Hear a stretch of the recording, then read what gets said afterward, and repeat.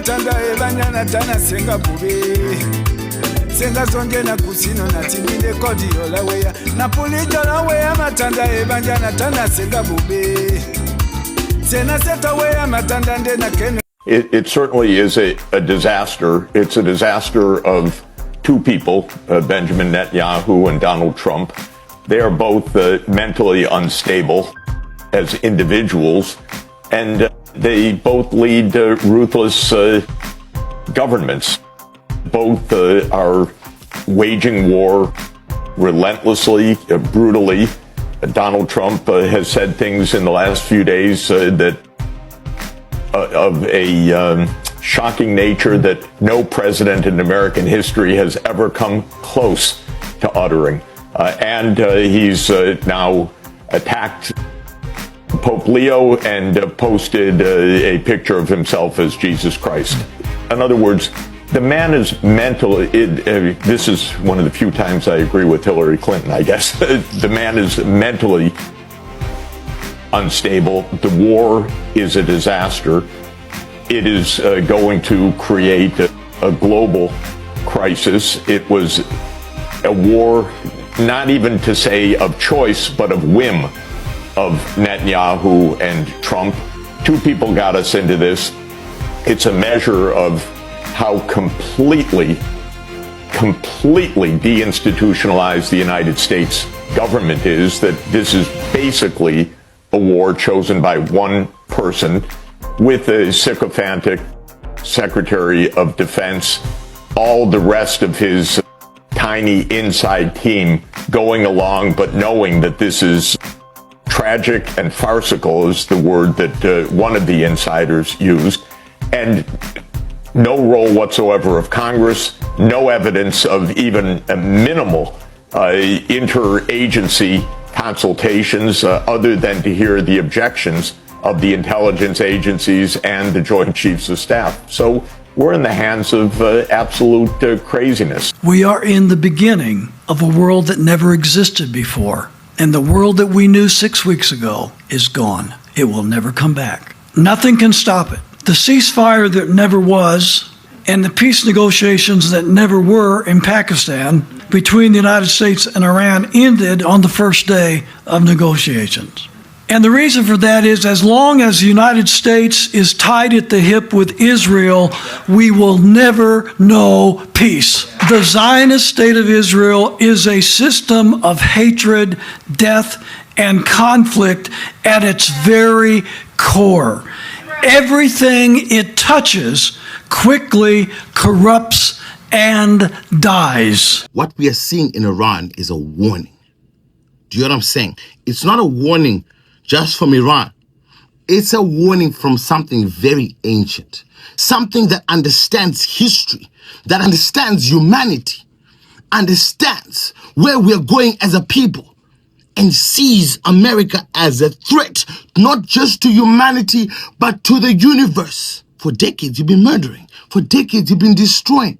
You created something at a point where humanity was supposed to find liberation, democracy. You decided to co-opt that and pretend like you had democracy. You pretended like you had freed the black people, like you had freed women. But in fact, you had put black people under darker, much more hidden chains, and women under darker, much more hidden chains. And you pretended like you were the democracy, and you used democracy as a weapon to destroy entire civilizations around the world.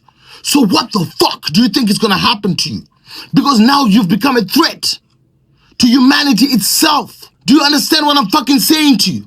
You cannot look at your government like some uncle who's just handsy with the kids, and because he's family, you let the uncle hang around. The uncle gotta be kicked the fuck out.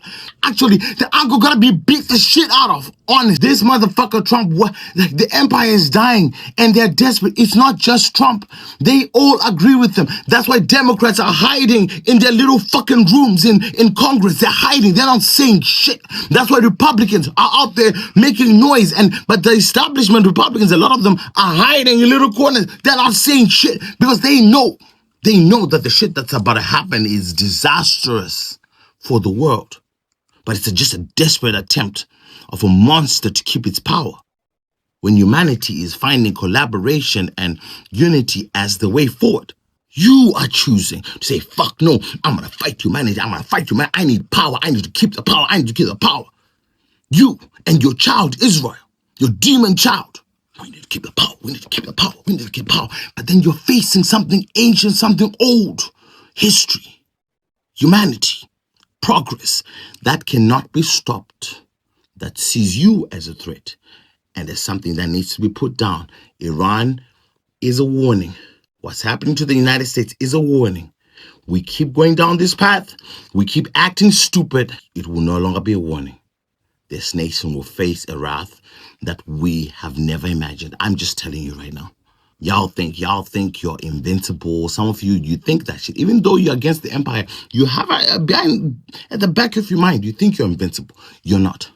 You have a very small window to speak very clearly, to stand up very clearly, confront your government, tell them to stop the shit they're about to do, because it's gonna fuck you up. Benjamin Netanyahu said he's actually not trying to be moral. You know, if people want to be naive, that they don't see the kind of world we're living in. In this world, it's not enough to be moral. It's not enough to be just. It's not enough to be right. America, power slap. I told you that the Iranians 5 years ago, said to tell you, America, that the Iranians are done taking all nonsense, all braggadocio, all noise. Now, the way Americans filter armed conflicts is that they think, oh no, they can never fight us, they can never nuke us. Have you ever seen those fights between girls where their strength is evenly matched and everybody walks away with an absolutely destroyed face? Like flesh has been gouged out. You'll look like you have African tribal marks. Flesh will come out. You're going to pay a pretty penny for the doctor to put that flesh in. Might get infected, might get face-eating bacteria. You never know how it'll go. That's how fights between people happen when you think that person is a cakewalk and they do you in the greenest way possible. They will do you green, America, like the grass outside at the park. At this point for Iran, it's fight or die. And America doesn't have that same heart. America thinks it's still, I don't know, whatever they did with Iran in the 80s. I don't know what the name of the thing is called. The thing with the Olympics where they grabbed people or whatever it is. That's what America thinks. America thinks it's still the 80s. America thinks it's still, I don't know, the days of John F. Kennedy, when there used to be at least some measure of favor here. It's not. For Iran, it's fight or die. For Iran, it's now just about protecting the name. It's just about Iran making a statement that they too are made under God's son, and they have a right to be on this earth and breathe. Qu'était toute cette région avant la Première Guerre mondiale?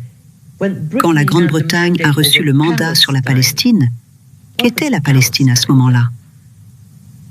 La Palestine était la région entre la Méditerranée et la frontière irakienne. Vous dites qu'il n'y avait pas... À l'est et à l'ouest de la Cisjordanie? Non, l'est et l'ouest de la Cisjordanie, c'était la Palestine. Je suis palestinienne. De 1921 à 1948, j'avais un passeport palestinien. Il n'y avait pas dans cette région de juifs, arabes et palestiniens. Il y avait des juifs et des arabes.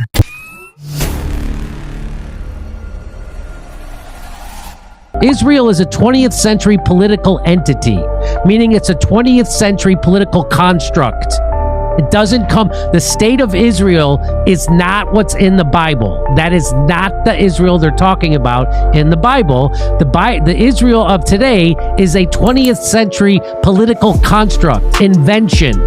Invented by who? Invented by Zionists and the occupying force of Britain when they were occupying Palestine illegally, and then they illegally ceded that Palestine to the Zionists, and they call it Israel. Israeli leaders must understand that their crimes will not go unpunished. Say it as bluntly as I know how.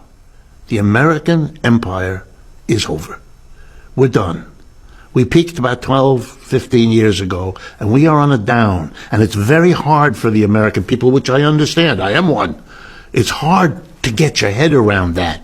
We've had a century of on the way up, which is a lot more fun than on the way down. But it does happen to every empire. We're only the latest. Look at the British, how far they've fallen. We're in that process. History proves that, unfortunately and unhappily, Jesus Christ has no advantage over Genghis Khan.